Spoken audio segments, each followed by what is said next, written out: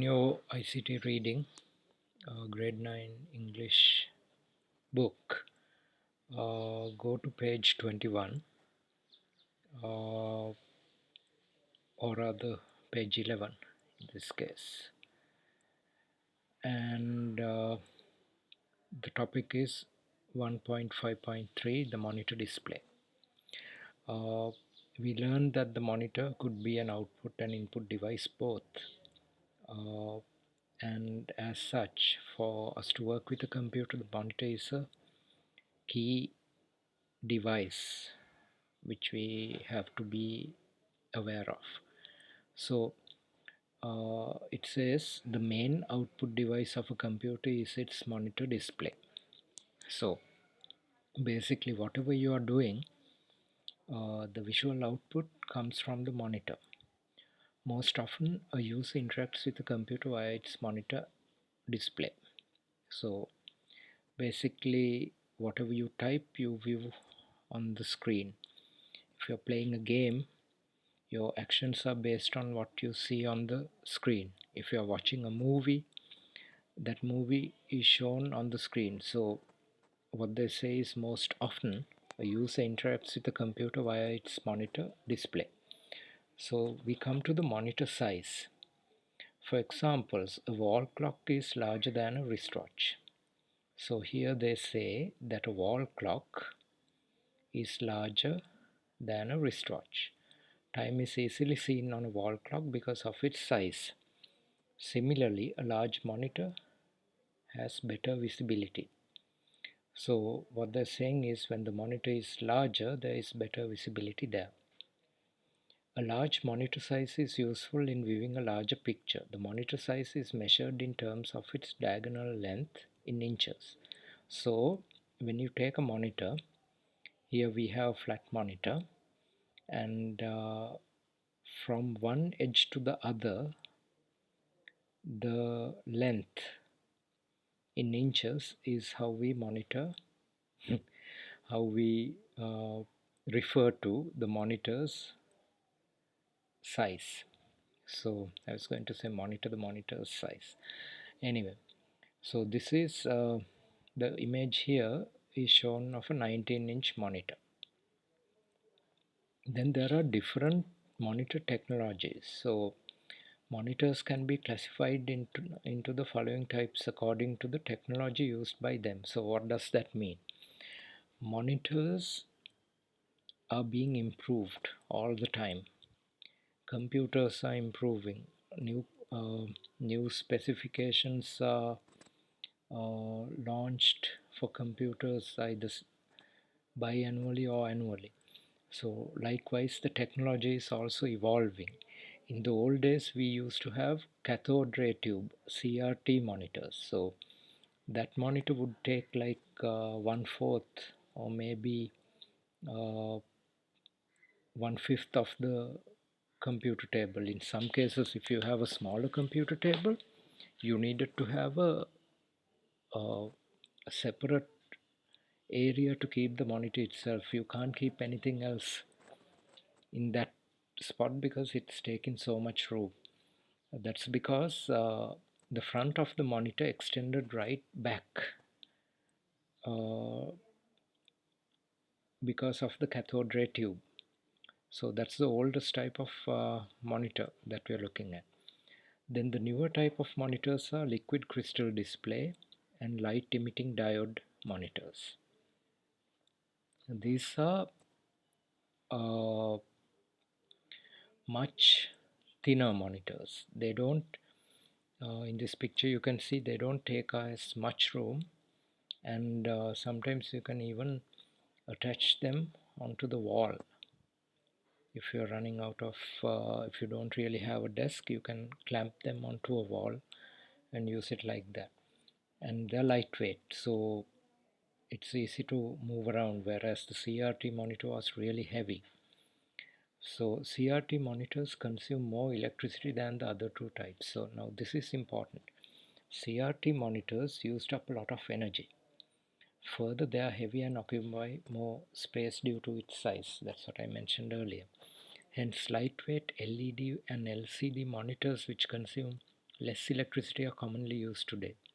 So the LCD and LED monitors are seen as more environmentally friendly solutions for our computing needs.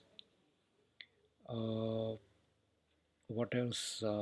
Okay, so back in the old days, if you had a CRT monitor, it was really difficult to have an all-in-one computer because there was no space to put everything in.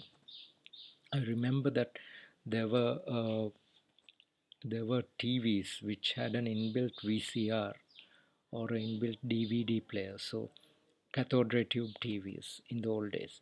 But somehow or the other, when it comes to computer monitors, that sort of skipped away from the CRT monitor, and once the LCD LED monitors came out, they around the 1980s and much late in the 1990s, the all-in-one computer began to become popular because there was everything included onto the monitor itself.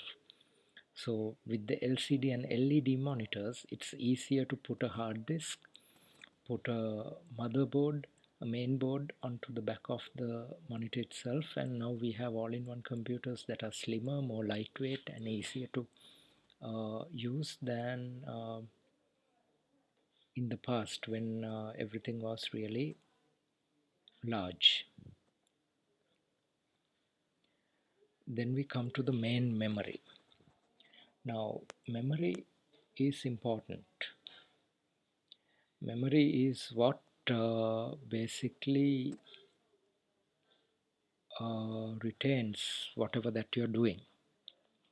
So uh, we call it the RAM, as seen here on the image, random access memory. That is what we are going to talk about today, not the memory that is found in the hard disk. So let us consider a shelf which is used to keep books and bags when entering a library. See figure 1.11. So if you consider this, a rack where you keep bags and things when you enter a library. Students who enter the library keep their school bags in compartments. They take their bags as they leave the library. In a similar manner, data and instructions are stored temporarily in the main memory. See figure 1.12. So this is the main memory. It's a random access memory card that acts as the main memory when the computer functions. A bigger rack for storage in a library can hold more school bags. Similarly, a higher capacity in the main memory stores more data and instructions. So as the capacity increases, more things can be kept inside it. Therefore, a computer with a higher main memory capacity is better. So if you have a computer with a 4 GB RAM card, 4 GB RAM and random access memory, and a 12 GB random access memory, you can imagine that the 12 GB random access memory would hold more information. Now there's a balloon with important. The capacity of the main memory is measured in units of bits, megabyte, MB, or gigabyte, GB. Nowadays, you rarely get RAM cards with MB, megabyte capacity. Nowadays, almost everything is in gigabytes. So refer to workbook for activity 1.5. Now when we go into the grade 9 English workbook, activity 1.5, which is on page 3, it says examine the capacity of random access memory in a few computers and compare them. So what I did was I went on to the onto a website and I took the specifications for a desktop, 3 different desktops. So here in one desktop they say 8 GB, 1x 8 GB DDR4, and the speed is given as 2666 megahertz. So there is 1x means there is one 8 GB RAM card here. Then we go on to another desktop where they have 12 GB, and within brackets they say one 8 GB and one 4 GB. Combination of those combine to make 12 GB, and again DDR4 and working at 2666 megahertz. Then on the third one, this is a 16 GB memory. This is a more high-end desktop computer which basically has 16 GB, that is two 8 GB DDR4 RAM cards. So similarly, you can go on to a website, look at your favorite computer manufacturer, look at the types of computers. You can compare laptops, you can compare desktops, you can compare all-in-one computers, and look at how the memory is listed under the specifications. Now coming back to this, we go to the VGA, the video graphics adapter, that is 1.5.5 video graphics adapter within brackets VGA.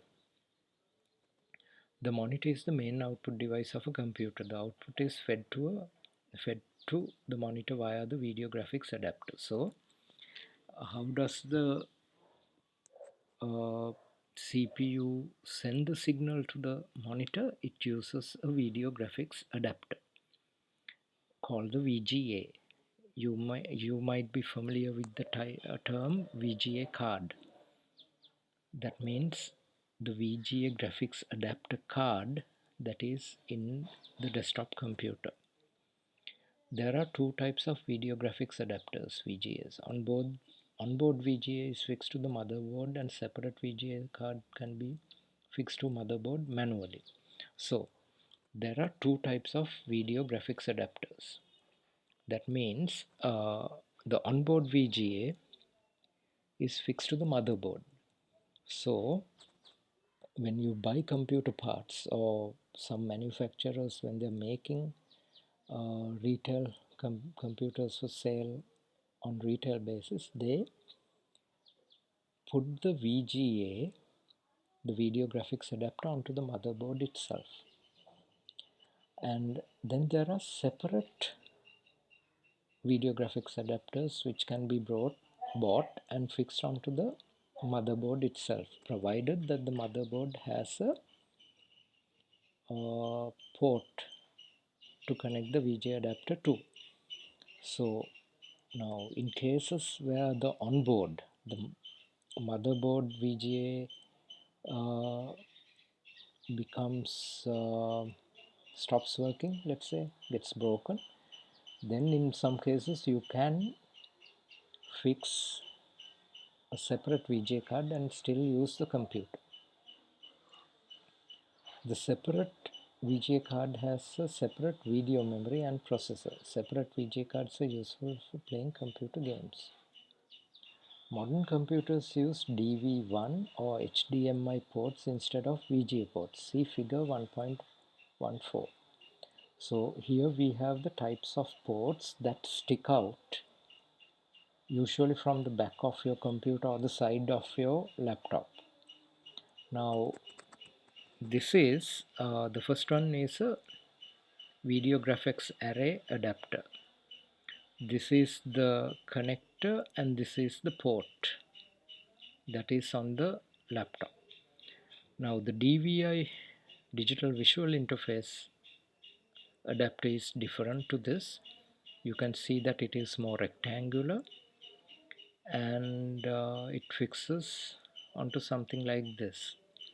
And the HDMI, high definition multimedia interface, which you may be familiar with because many household TVs also have the HDMI connect at the back of the TV, is this. So not only that, if you're into gaming, the Xbox, the PS4, they usually use HDMI, and so does many of the set-top boxes or TV provided by various suppliers. They have HDMI connectors.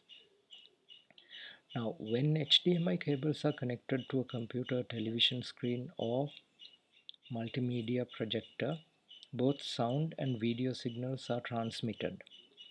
When a VGA is used for the same purpose, only images are transmitted and a separate cable is required for sound. Now that is important.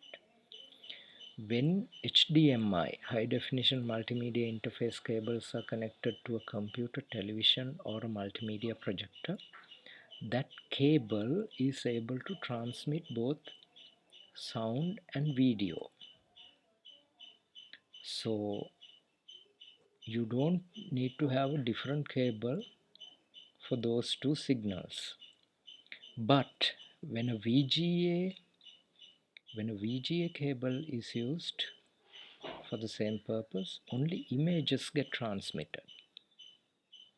Sometimes you go for a presentation and they plug in the VGA cable and we can see the image, but there's no sound coming because they have forgotten to plug in the audio cable. So keep that in mind.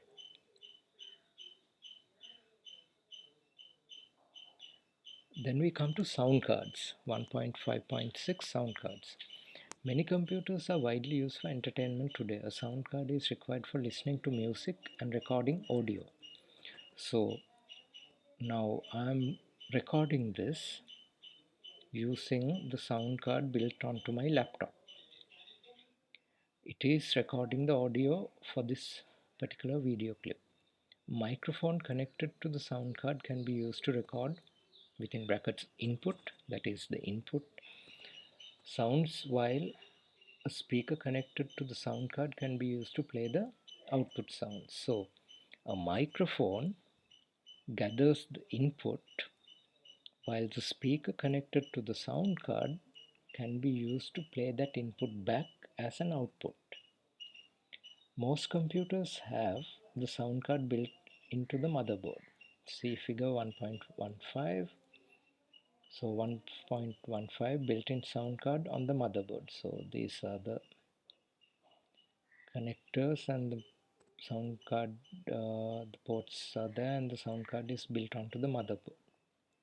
A user can also connect external sound card to the computer if necessary.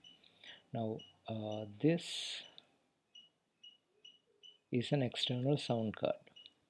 So if you connect this, the microphone goes onto the pink port, the audio in goes onto the blue color port, and the audio out is from the green color port. The ports of a sound card use standard color scheme for identification purposes. Light green for audio out, light pink for microphone in, light blue to feed sound with external devices like speakers. So you should try to remember these. They may be useful.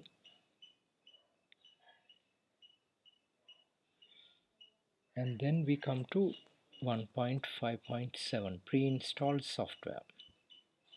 An operating system provides the interface between the user and the hardware. So the operating system, or we call it the OS, acts as the interface between the user and the hardware.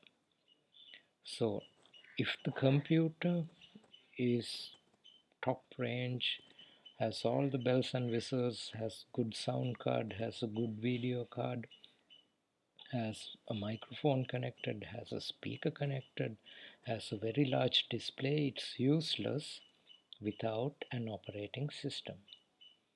Once the operating system is installed in a computer, the necessary application software can be installed. So, the user, the application software, the operating system, and the hardware.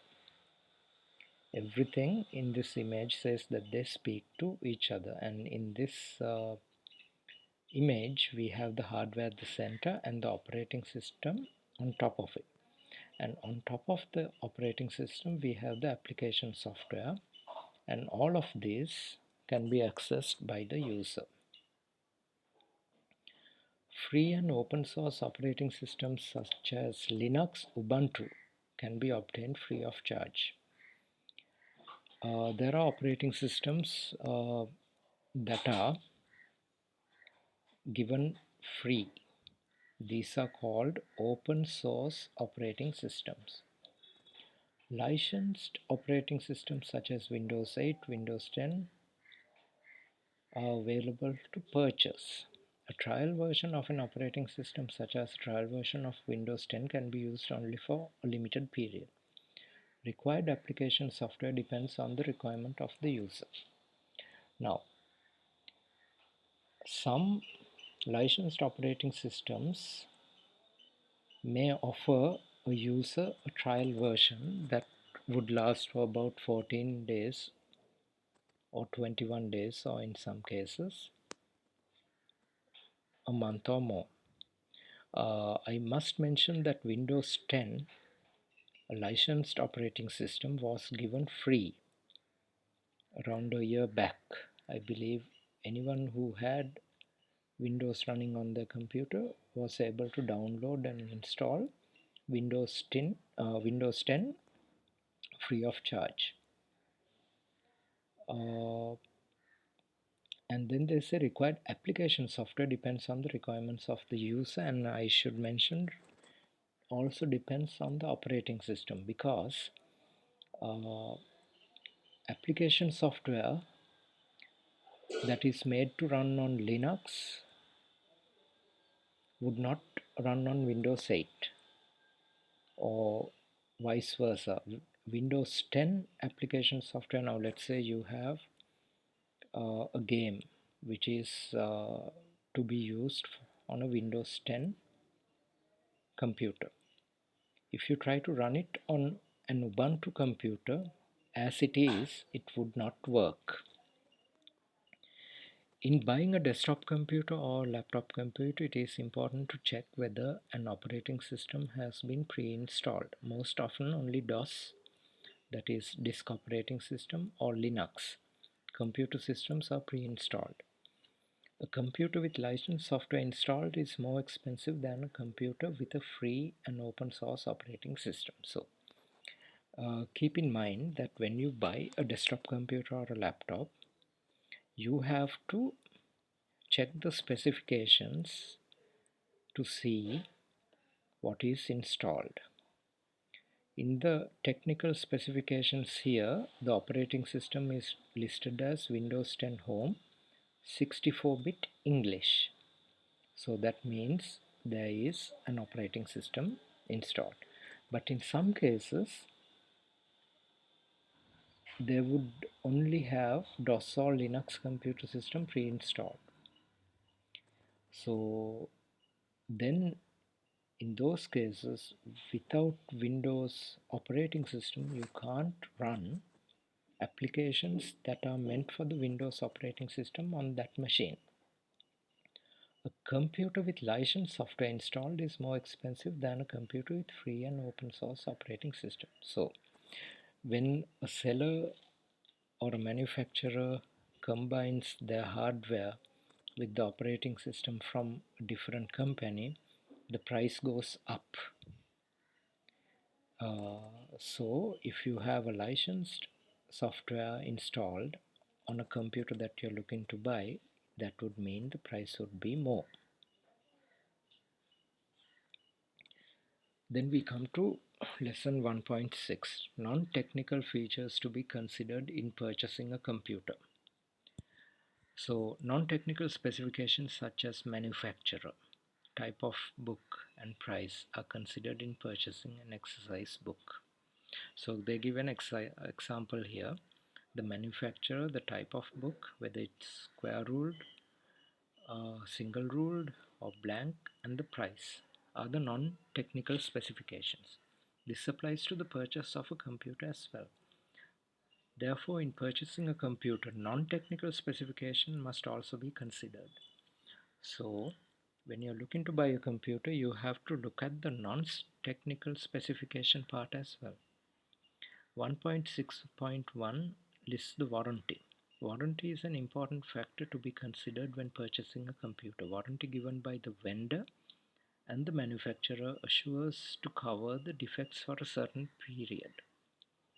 The wording here is wrong, assurers. It should be assures. Customer can get this warranty in many different ways. So basically, the warranty is an important factor. What happens if you buy a computer without warranty? If it breaks the next day, the money that you spent is gone, and the computer that you have is useless. So when you go to buy a computer, you have to look at the type of warranty either the reseller or the manufacturer provides, and then they list couple of different types of warranty. Sorry about the dog. Manufacturer warranty. The warranty which is given by the manufacturing company is known as the manufacturer warranty. If the device malfunctions during the warranty period, it is either repaired or replaced with a new one. So the manufacturer warranty is, now let's say that you buy a computer from a local manufacturer, that you are in Colombo and you buy a computer from a local manufacturer that is based in Colombo. If the computer stops working, then you take it to the manufacturer. You are in Colombo, the company is in Colombo, so you take it there.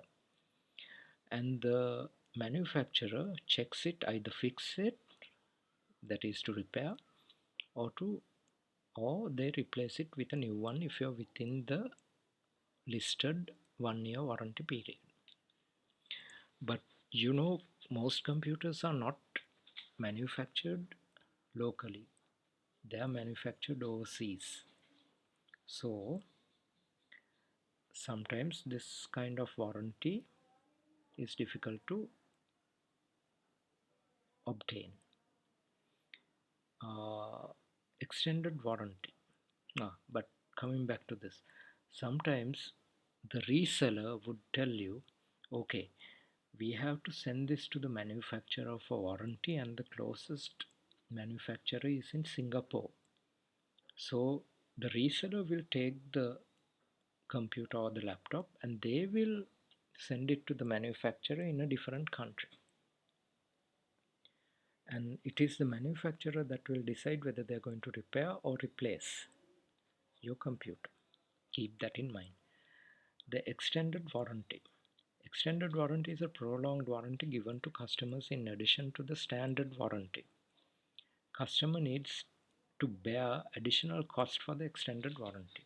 Okay, so that extended warranty is sort of like a value added service, value addition. They the reseller or the manufacturer would tell you that if you pay a certain amount more, you can get the 1 year warranty extended by 2 years. So where you bear a smaller cost and then have a longer warranty period. Now think about it this way. You have a 1 year warranty on your computer. On the 367th day, that's the first day of the second year, your computer breaks. It is no longer under warranty, so you can't give it to them. It's no longer covered by the manufacturer warranty. And if it's a problem that can't be fixed, then what do you have to do? On the second year, you have to pay a lot of money and buy a new computer. But with the extended warranty, you are able to uh, get the matter looked into if you had paid a small amount more when you bought the computer in the first place. So this is more attractive to customers who buy computers because they can pay only a small part of the cost and be assured of getting service to fix their computer or replace it for an extended time period. Then there is the on-site warranty. If a customer obtains an on-site warranty, technicians from the respective company visit the place of work to repair the product. They generally maintain, replace faulty parts and examine the operations of the machine. So, uh, on-site warranty is like, this is mostly for corporates, for companies. A company would buy 20 computers from a local seller, and the seller would give an on-site warranty to that company, saying that if there is anything wrong, they will have technicians visit that company which bought the 20 computers and fix it. This is suitable for companies where places where they have more machines and they want those machines to operate very efficiently. Usually for home users though, we end up taking the machine to the reseller. There is a standard warranty when purchasing a computer, but the warranty for the parts of the computer may differ from the standard. So, like when you buy a phone, the mobile phone has a different warranty, and the battery has maybe a 6-month warranty, and the charger maybe has a 6-month warranty again. So, likewise, uh, the warranty for the parts within the computer may differ from the standard warranty. That means your laptop computer with a standard warranty for 3 years may have only 1 year warranty for the battery. The battery might have a lower warranty period than the computer itself. I hope that is clear. Then we come to 1.6.2, the price. The price of a computer can vary according to the customer's requirements. The price of a computer is rather high with the high-speed processor. So the price of the computer can vary, either go down or go up according to the customer's requirement. For example, price of a computer is higher when there is a high-speed processor. Now the 10th generation Intel Core i5 10400 processor computer comes to 649, let's say $700. But the 10th generation Intel Core i3 computer comes to $400. So like that, when the processor is better, the higher the price. A computer with a large monitor is comparatively high in price. Usually a larger monitor would be high definition, and those are more expensive than a smaller monitor. Price is low of a computer with a lesser memory capacity. When the memory capacity is lower, the computer price would also be lower. Now, when we say memory, we are talking about the RAM. A computer inclusive high capacity hard disk drive is high in price. So, if you buy a high capacity hard disk like a 4 terabyte 4 TB hard disk, it would be high in price. It is advisable to compare prices to suit one's requirement from different places and select the computer with the lowest price. So you have to look at your requirement. If you're working on your email, doing a Word document, then you don't need a high speed processor. You don't need a high capacity hard disk drive. But if you're like playing recently released video games, then you need to have a high speed processor. You need to have a higher hard disk drive to save the game on, and you need to have a higher memory capacity. So then it goes up. So whatever your highest requirement, now let's say you do both. You work on email, you work on your documents, and you also play games. Then the highest point of your requirement is playing games. So there's no point in buying a lower end computer which can only tackle emails and Word documents when it can't play video games. So you have to look at that, consider that when you buy a computer. And there's an important there's a balloon that says important. It is not advisable to purchase a computer considering only its price. So we looked at many things, and you have to look at all those things when you buy a computer and consider each aspect so that you are able to maximize the use of your money and buy the proper computer. Then we come to activity 1.6. Refer to workbook for activities 1.6 and 1.7. Activity 1.6 says study the specifications given in the following table, answer the questions that follow. Okay, Central Processing Unit or CPU, Intel Core i7 3.7 GHz. Random access memory 4 GB, so that's the RAM. Hard disk capacity 2 terabytes, 2 TB. Computer screen 18.5 inches. Computer system, that is the operating system, Windows 10. Guarantee period 3 years, and the price is 75,000 rupees. So state 3 technical specifications of the computer. So according to what we learned, try to do this on your own and see if the answers match. Technical specifications are the CPU, the random access memory, and the hard disk capacity. Give 2 non-technical specifications when buying a computer. There is the guarantee period and there is the price. Give the speed of the processor, that is 3.7 GHz. State the type of the processor. It is a Intel Core i7 processor. Find the capacity of the main memory. The main memory is 4 GB, that is the RAM. Give the capacity of the hard disk. The hard disk capacity is 2 terabytes.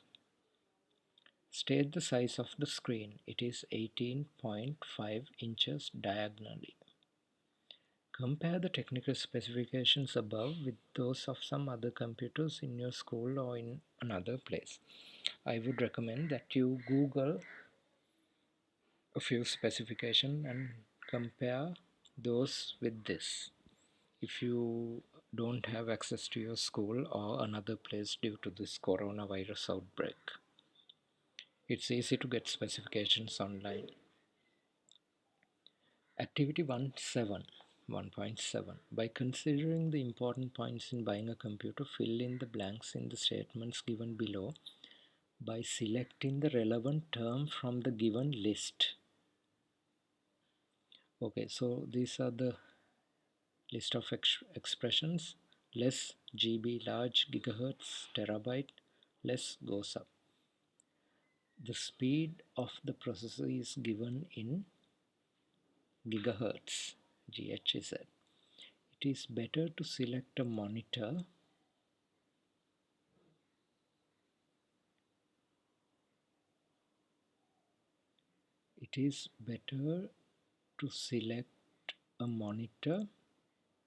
large in size and consumes less electricity.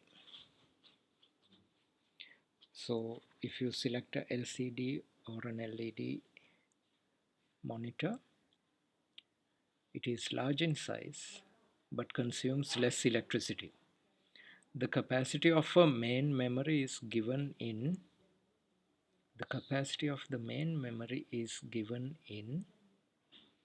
GB. With an extended period of warranty, the cost of the computer goes up. So I think number 3, there should be another number there, because that looks like a different question. The next question, the capacity of a hard disk is measured in, well, GB and TB are both correct, because there are still hard disks with a capacity of gigabytes, 500 GB, or then there are ones with 1 terabyte, so both can be used. The capacity of main memory is less than the capacity of the hard disk. So the capacity of the main memory, you could remember, if we think about it, we had 4 GB, 6 GB, 12 GB, 16 GB for the main memory as examples. So they are very much less than the capacity of the hard disk. So I hope this lesson was helpful, useful to you, and we will conclude the lesson for today. See you again in the next lesson. Thank you and stay safe.